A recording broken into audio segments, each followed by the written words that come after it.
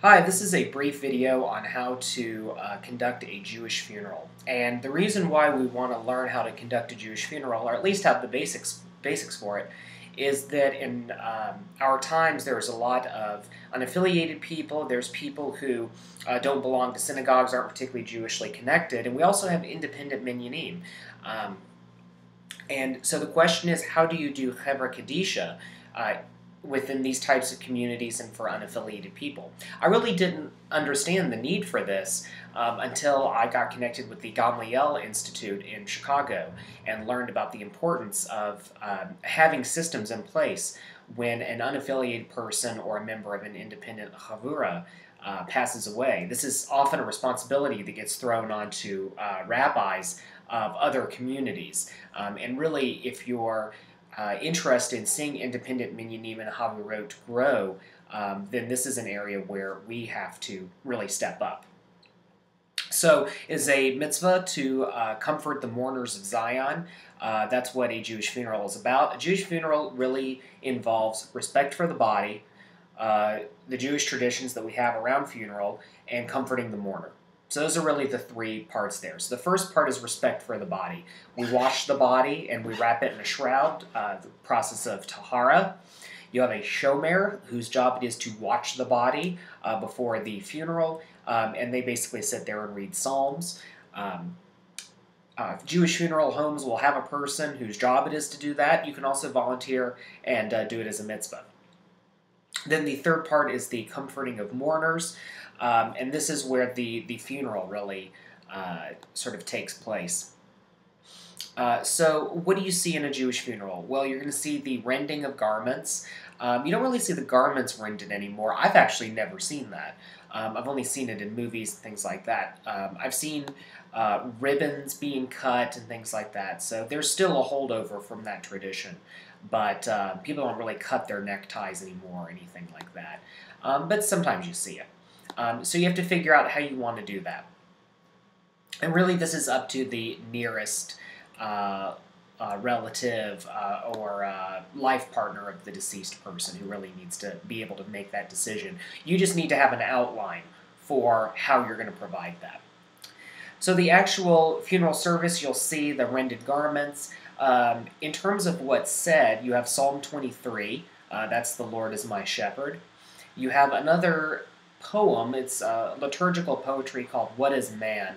and it's sort of a conglomeration of lots of psalms. Then you have the Maleh Rachamim, or Kel Maleh Rachamim, depends on how you want to pronounce it, what part of the world you're from. This is really the central liturgical piece. I'm going to perform it real quick. El Maleh Rachamim Shokein Bamromim Hamze Menucha Nechona Al Kanfei HaShechina Be'al Mot Kedoshim Motei Horim Kezochar Karakia Mazhirim Lenishmat, whatever the name of the person is. Shehalak le'almo be'avur shebli neder et ein tzedaka be'ad hazkarat nishmato be'gana den tehe menuchato lachin ba'al harachamim yastirehu be'seter kenafav le'olamim ve'itzuror be'ziror ha'chaim et nishmato Adonaihu nachad lato ve'yanuach beshalom al mishkavo ve'nomar amen. So that is the sort of central piece. I have a link to that available below this video. So when you've done that, the sort of next process is going to be the eulogy. So the eulogy is the kind words. I think we're all familiar with the eulogy, but really the key is to find out a lot about the person, tell a funny story, and really highlight who they were. In some funerals you go to, they may have the widow or the widower speak. You may have the oldest child speak. Again, it depends on what their needs are.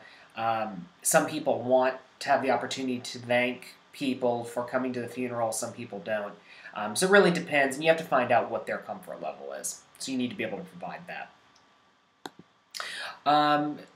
So then you have the actual procession to the burial plot. So you have the pallbearers, and during the procession, there was a custom that people would stop along the way, and you'd have different pieces of liturgy like Psalm 91, uh, Ziduk Hadin, and all kinds of other different blessings that people would say. And you don't really see that as much. Sometimes, if all the psalms aren't said in the funeral, they'll be said along the way. And it's all a moot point if you're doing the graveside service as well. Really, the next big thing is the Kaddish. So you're at the funeral plot.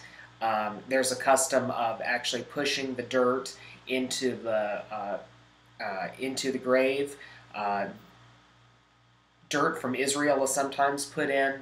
Again, it really depends on what's available to you. We bury quickly, so this is why it's good to have some sort of advanced systems in place. You know, do you have dirt from Israel so that if the person who is grieving wants that, you can provide that. That's a terrific thing. And then you have the burial Kaddish, and that's the Kaddish that's said as the person is buried. If there are no specific mourners, you know, a person who actually qualifies as a mourner, some people won't want that to happen. You know, an interesting story about that.